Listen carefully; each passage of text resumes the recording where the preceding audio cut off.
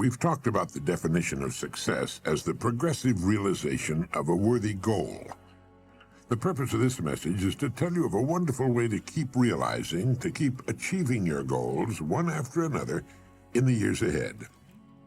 A goal sometimes seems so far off and our progress often appears to be so painfully slow that we have a tendency to lose heart.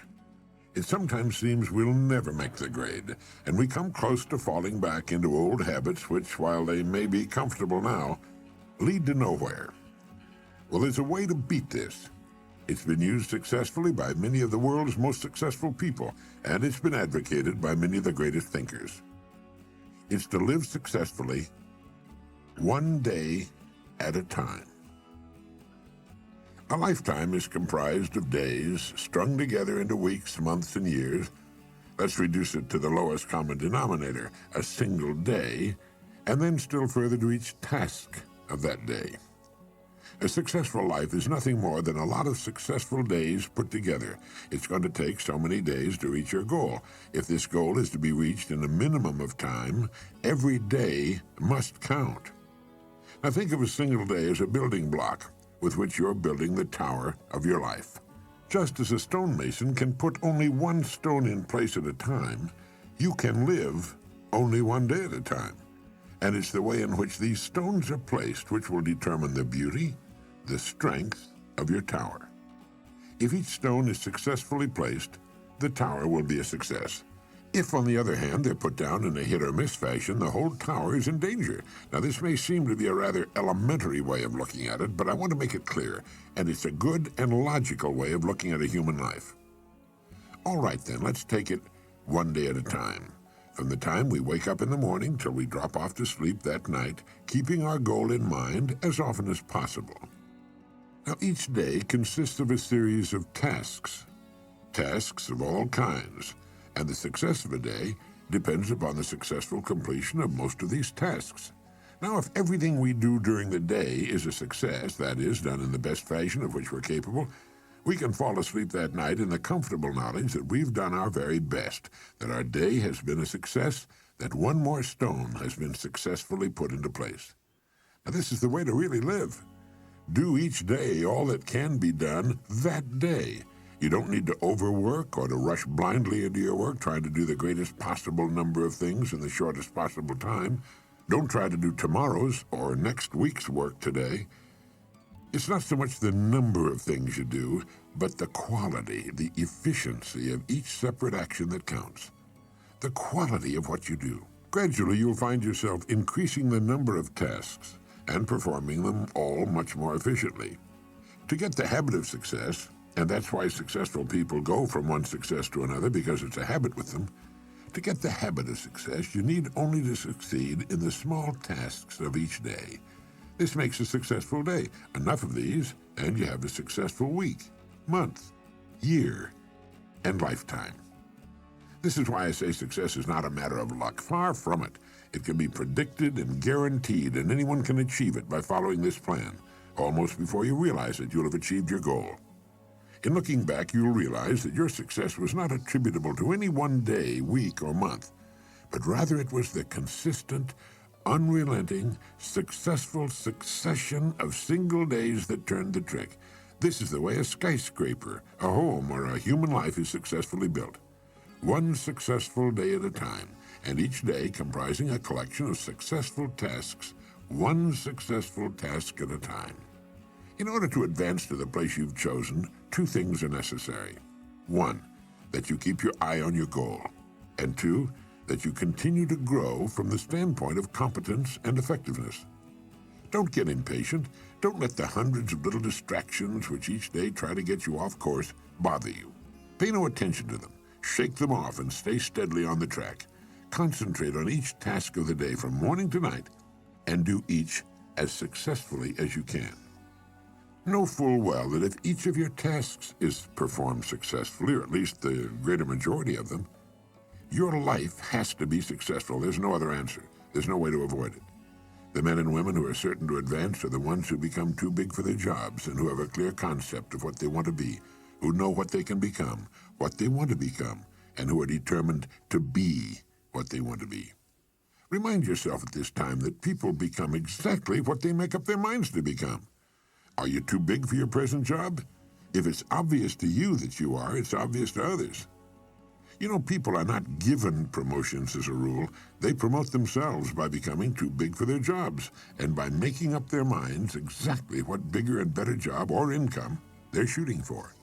And this is done by taking one day at a time, one task at a time during each day. But how do we separate the important tasks from the unimportant? Did you ever hear of the single idea for which a man was paid $25,000? And it was worth every penny of it. The story goes that the president of a big steel company had granted an interview to an efficiency expert named Ivy Lee. Lee was telling his prospective client how he could help him do a better job of managing the company when the president broke in to say something to the effect that he wasn't at present managing as well as he knew how. He went on to tell Ivy Lee that what was needed wasn't more knowing, but a lot more doing. He said, "We know what we should be doing. Now, if you can show us a better way of getting it done, I'll listen to you and pay you anything within reason you ask."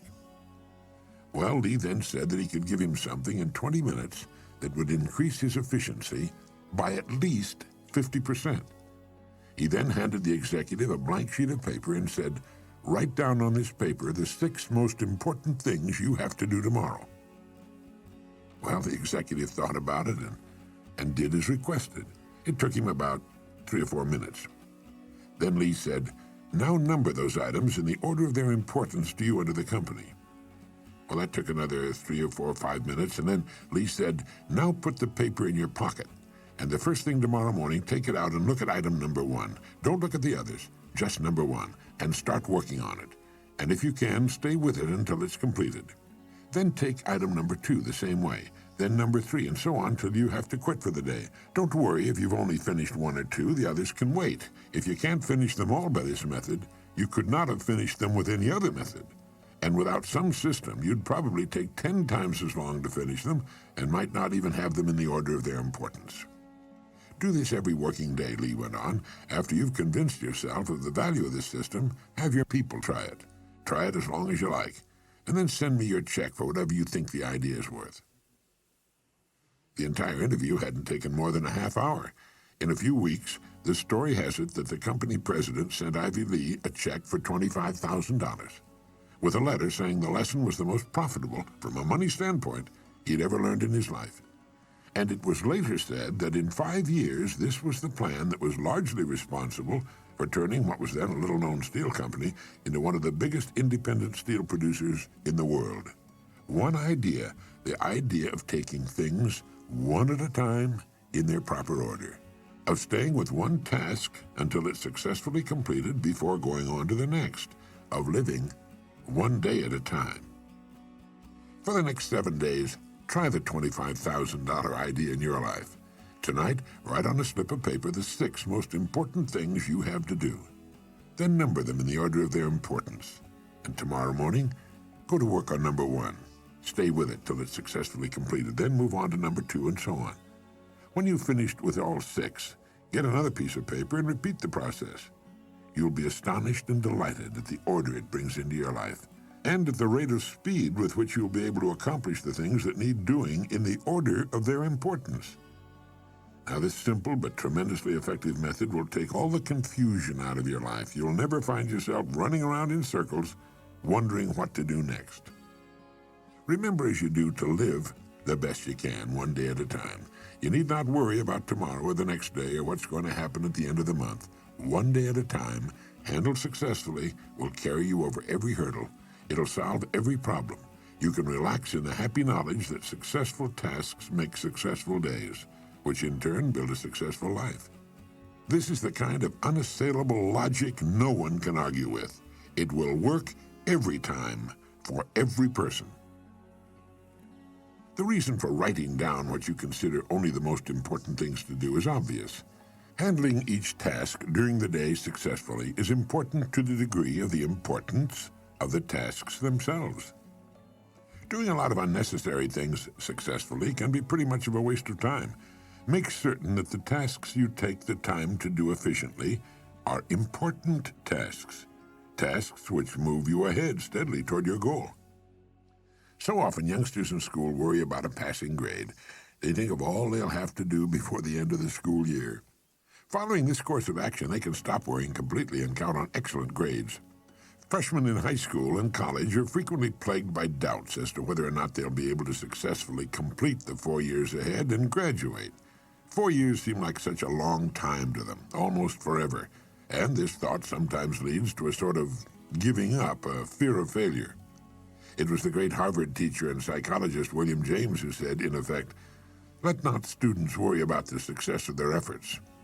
If they will do each day as best they can the work which is before them, they will wake up one day to find themselves among the competent people of their generation." Student, junior executive, homemaker, senior executive, or professional, this plan works for everybody. It removes doubt, fear, and worry, and brings order into our lives. All any of us needs to do is face each day as it comes in good cheer, knowing that we have only to succeed today to guarantee our future. In this way, we'll move steadily ahead, growing more competent, more confident with the passing of every day.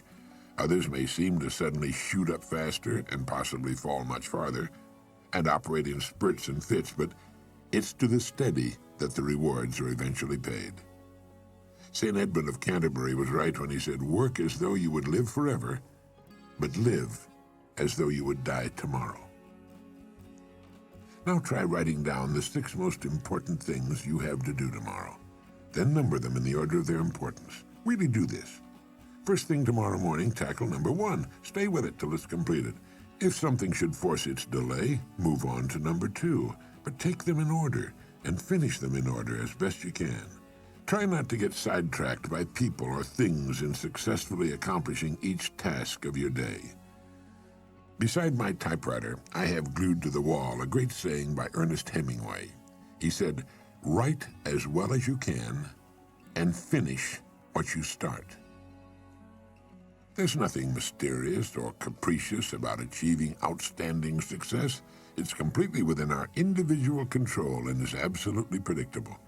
It's simply a matter of doing certain things a certain way every day, and that's all there is to it, as long as you've got that goal to work toward.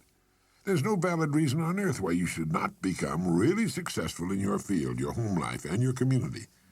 Remember that everything in the entire limitless universe operates on the law of cause and effect. There are no exceptions to this. Nothing happens by accident.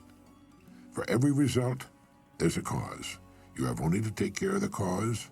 The effect will always, without exception, take care of itself. Good cause, good effect. No cause, no effect. Bad cause, bad effect. It's as reliable as the rising of the sun. This business of living one day at a time the best we can has an almost unbelievable cumulative effect. For good, for success, and the things we want. Sometimes when we see a bricklayer starting on a building and putting the first brick in place, we're struck by the size of the job he has ahead of him. But one day, almost before we realize it, he's finished. All the thousands of bricks are in place, each one vital to the finished structure, each one sharing its portion of the load. And so should be the days of a human life, and we'll be proud and happy with the finished product.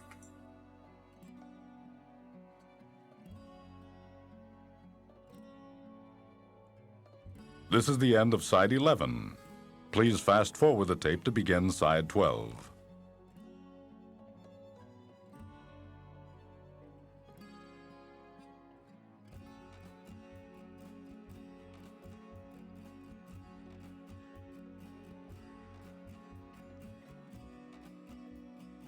All businesses, all organizations, from the smallest to the very largest, need a leader.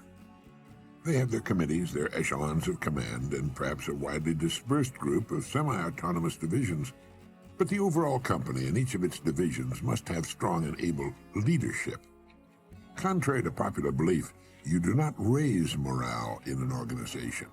It filters down from the top. The attitudes of the people working in any organization will always reflect the attitude of the leader. And finally, this leader will always be found to be just one person. The man or woman on the white horse. I'm sure you're aware that even the largest and oldest companies with many thousands of employees and hundreds of management people will, when they find themselves in trouble or not doing as well as they should, seek out one person and place him or her in the position of final authority. The whole company, the board of directors, and perhaps thousands of stockholders all look to this one person for leadership and success. Wherever you find a successful, going concern, whether it's a gas station, a supermarket, a school club, PTA, or a well-organized home, you'll find behind its success an outstanding leader. This is the most valuable person in society. In industry, he or she makes the wheels turn, the entire economy work. This is the person who's been responsible for the growth of nations and their position in the world. The employer of millions, the dreamer, the planner, and a clock to him or her is something that other people watch. You'll find this person working early and late, and when not working, he or she is usually thinking and planning. Way back during the Depression of the 1930s, the phrase most often heard by employers was, "I'll do anything, just give me a job." Millions were unemployed. Thousands of business firms had closed their doors, and outside employment offices long lines of people stood waiting for any kind of work.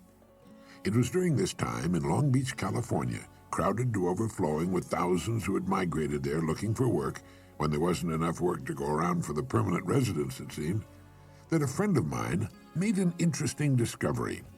He found that he could go to work almost anywhere he chose. Now, amazing as this may sound, it was absolutely true. It dawned upon him one day that the business establishments of various kinds were just as anxious to succeed as were the people looking for work. The owners and managers of these businesses were worried and concerned over the hard times which had descended upon the country, and a great many of them were looking for someone to come to their aid, the person who would somehow show up and solve their business problems. But all they heard was people asking for work and saying, "I'll do anything." These people were asking for a paycheck from a company which was very likely teetering on the brink of financial ruin itself. And so signs appeared in windows all over the land reading, "No help wanted." This was a negative form of advertising, and while it kept the plaintive hordes away from the door, it also hurt business. Well, this friend of mine decided to become a part of the solution instead of a part of the problem. And his method was simple, and it worked like a charm. He selected the kind of business he felt he would like to work in, and in which he could build a career. He then devoted a month to finding out all he could about that particular business. He talked to other people in the same line. He heard their problems and what they felt was wrong. He talked for hours, asking questions, probing about what they felt was needed, and so on. He went to the public library and read everything he could find on that industry. And then he began to think of ways and means by which this business might be improved. When he was ready and finally made his call on the company for which he had decided to work, instead of asking for a job, he said to the boss something like this: "I believe I know of several ways in which your business can be greatly increased, and I'd like to talk to you about them." Well, here he was, selling the one thing on earth in which his prospect was most interested. The fact that he knew a good deal about the business now permitted him to talk intelligently. He took a positive attitude, expressed a willingness to pitch in and help put the business on a sound and profitable footing. And, of course, that's right, he got the job. Millions out of work and asking for jobs. But one man who found a way to be of help. What had he done? Well, first he had specialized. He had selected one line of work and decided that that was where his future would be. Now he had to prove himself, and he did. The jack of all trades and master of none was the man who suffered during the Depression. People who knew what they were doing and where they were going sailed through those Depression years just like a large ship sails through a storm. It wasn't as comfortable as it could have been, but at least the crossing was a success. At least they didn't founder. And thousands of businesses actually grew larger and prospered during the Depression. The best way for you to develop the security that lasts a lifetime is to become outstanding at one particular line of work. Look at it this way. Regardless of economic ups and downs, the industry of which that line of work is a part will continue to operate. It won't shut down completely. As long as you're in the top 5% of the people in that industry, you know you'll always be in demand. You'll be wanted and needed, not just where that industry is concerned, but where you and your family are concerned also. The man or woman who becomes truly outstanding at what he or she does has the world on a string. Here's the person of confidence and peace of mind. Here's the person who's quietly aware of his or her ability and intimate knowledge of his or her job in particular industry. Here's the homemaker or student who's at the top of the group. They've got it made, and they and everybody else know it. Ask yourself this question: am I now such a person? Down deep inside, you know the answer. If you answered yes, you're among the most fortunate people and in one of the smallest and most elite groups on earth. If your answer was no, it can be turned into a yes in a surprisingly short time. The first step is to make one really big and important decision.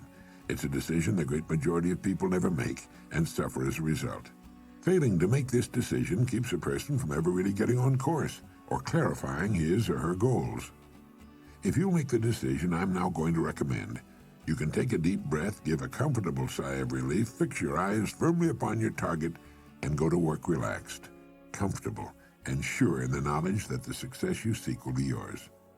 The great steel magnate Andrew Carnegie, when asked the formula for success, answered, "Put all your eggs in one basket, and then watch that basket." Let's be frankly realistic. Who gets laid off work during an economic slump? Well, what gets thrown over the side when a ship is in danger of going down? Everything not absolutely essential to the operation of the vessel and the safety of its passengers. And it's the same with a business or any other organization. It has to be that way. With a corporation, its main purpose is to remain in business forever. As long as it remains in business, it can provide a needed product or service, protect the investment of those who have faith in it, and provide jobs for those who are essential to its continuity of operation. It's the duty of management to protect the firm and the people who depend upon it, just as it's the captain's duty to do everything in his power to keep his ship sailing. All a person needs to do is make certain that he or she is a vital part of the business or organization. Those who insist on remaining spare gear, those who do no more than they must in order to squeak by, those who say, "I'm not going to do any more than I'm paid to do," must expect to be jettisoned when things get too rough for safety. Nobody, particularly the captain, likes to see cargo thrown over the side, but if it'll help save the ship, there's nothing else to do. That's why people are laid off. It has nothing to do with management and labor relations or personalities, and in the long run it's best for everyone, since once smooth sailing has again been reached, additional employment can again be made available. So each of us must decide whether we want to be part of the cargo or a member of the crew. It's said that millions suffer today from a malady called panophobia. Panophobia means literally fear of everything. It's an uneasy feeling, a feeling of insecurity that generally manifests itself as a sort of lump of fear that settles right behind the belt buckle, especially on Sunday evenings and on Monday mornings. There's nothing you can put your finger on. It's just an apprehension, a feeling of foreboding. And this extremely unpleasant condition is said to result from the unspoken but realized fact that we're getting credit for more than we're actually doing, or that we're doing less than we could be doing. It's the perfectly natural and normal understanding deep within each of us that there's something basically wrong about getting praise that's not earned, or if you're an employee, being paid for something you're not doing as well as you possibly can. If we have panophobia, running doesn't do any good. We find it follows us on vacation and around the house and yard on weekends. It's inside us, and no matter how fast the jet we board or how exciting the television program we're watching, soon we're aware of it again. Now, there's a simple cure for this malady. It's to throw ourselves not out of a window, but into activity, into our work.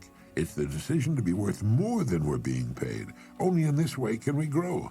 It's overbalancing the scales in the service we give, knowing that our rewards must follow as a natural result. Anyone who will be honest with himself or herself realizes that he or she has been happiest and most satisfied after having successfully completed a difficult job. A leader is a person who can help and lead others. It's the conscientious mother who wants her children to grow up knowing the rules for success and happiness. It's the father who shows by example that any job worth doing is worth doing well. It's the student who studies to learn, not just to get a grade, who has a mind of his or her own and sets the pace for his or her fellow students. It's the farmer whose farm sets an example in his area, and the small businessman or woman whose business continues to grow and prosper with the passing years. It's the employee who has the good sense to realize that one gets most out of any job by giving loyalty and dedication to the firm that pays his or her wages. A leader is any person who realizes the importance of becoming a bigger and better person with the passing of every day, week, and month. A leader takes the responsibility of his or her own growth, a planner, a thinker, a doer. Each of us can become such a leader in our own area of activity. It's not difficult, and in the long run it's easier for us and on us than what at first may appear to be the easier of two courses. Simply fix your eye upon your goal, visualize it with every ounce of your being, enjoy the prospect of it, and courageously set out toward it. Maintain a cheerful, helpful attitude toward everyone. Why shouldn't you be cheerful since you know you'll achieve everything you've set your heart upon? Become a kind of sponge for information which will help you on your way. You don't have to waste years making the mistakes others have made before. You'll be surprised at how quickly you'll reach your goal, but don't be impatient. Know and have faith that what should come to you will come to you in the right time. Everything in the world works on the side of the person who works with nature's laws. And above all, if you should forget everything else, remember that everything about you, everything you will ever have, know, experience in any way, operates as a result of law that is true and unchanging, the law of the stars and of the balance of the world. As Emerson wrote, let him learn a prudence of a higher strain. Let him learn that everything in nature, even dust and feathers, go by law and not by luck, and that what he sows, he reaps. Look about you. Take stock of your present situation, because it's nothing more nor less than the result of your past sowing. Are you happy with it? Is it what you want? Then you know what you must sow, today and tomorrow and the next day. And in the sowing, rest in the calm, serene, and cheerful certainty that having sown, you will then reap the rich results that come automatically, all the years of your life, the abundant harvest. Now this is Earl Nightingale reminding you that success as a human being in modern society does not come naturally. It requires the conscious utilization of ourselves in the service of others. We have our minds, our genetic possibilities, a certain amount of time, and our free will. We belong to the world minority that lives in a free society. We can become whatever we seriously make up our minds to become. That's possible because whatever we seriously decide to do is naturally linked to our genetic possibilities. A person with little or no aptitude for science will never decide to become a scientist. A naturally shy and retiring person will never apply for a job in sales, or if he does, he'll soon get out of it. Each of us has his or her own inner voice. Emerson referred to it as that iron string that vibrates within us. Each of us wants to succeed during our holiday on Earth, and each of us should. But we don't succeed in groups. We succeed or fail as individuals. The Lead to Field program you've heard contains the best basic information and the great ideas we need to reach whatever goal we seriously choose. Listen often. You'll be astonished to discover how much you missed with your first and second listening. And there's a very good reason why this happens. As we listen to a message, an idea will catch our interest, and we concentrate on it for a few seconds or longer. Now, while we are thus engaged, we miss what's being said during the time we're concentrating on that idea. It's like lifting the tone arm on a record. Now, the next time, we won't stop listening when that idea appears, and we will really hear, consciously for the first time, what immediately follows. Think of this program and the other Nightingale Conant programs you order in the future as your partners in success. You can always refer back to them. You'll find yourself delighted by the new enthusiasm and excitement you'll experience as you bring new meaning, new reward,